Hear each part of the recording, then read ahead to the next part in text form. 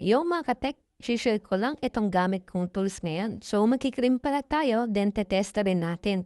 Ito yung gamit kong tools, itong Gaussian. So kikrim pala natin yung cable doon, pati dito sa area na to, then gagamit natin pantes ng tester natin na Gaussian.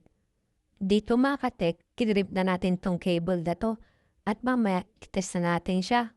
So gamit ko palang crimpin dito itong Gaussian. Masasabi kong maganda tong crimper na to. Kasi hindi kayo papaya talaga. Talagang baon na baon yung pin niya. Dito, natapos natin i-crimp lahat ng cable. Ang gagawin naman natin ngayon is mag-test tayo at i-trace natin yung mga cable na yan sa bawat pwesto niya.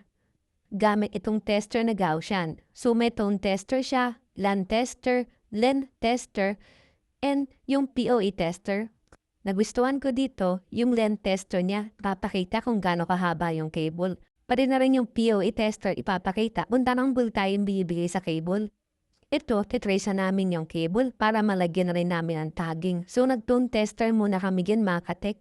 Tutusok lang natin dito yung cable na na-crimp natin dito sa may track sa LAN tester natin.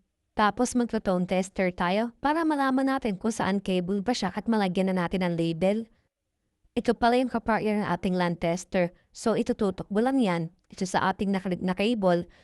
Nakatusok to sa kabila mga katek at may maririnig kayong tone kung na-detect niya na yung kabilang cable. At makikita niyo rin umiilaw siya mga katek. Ngayon naman mga katek magda-LAN tester tayo. Itetest natin kung tama ba yung pagkakaklimp natin. Puntahan natin yung LAN tester natin mga katek para ma-rate natin kung tama yung ating crimp. Kagandahan dito mga katek ipapakita sa inyo kung tama yung clip nyo with display pa. Papakita sa inyo number to number at both end. Kung gusto nyo pala ng gantong tester, mga katek or crimping tool, i-message nyo lang po sa ating page. Salamat!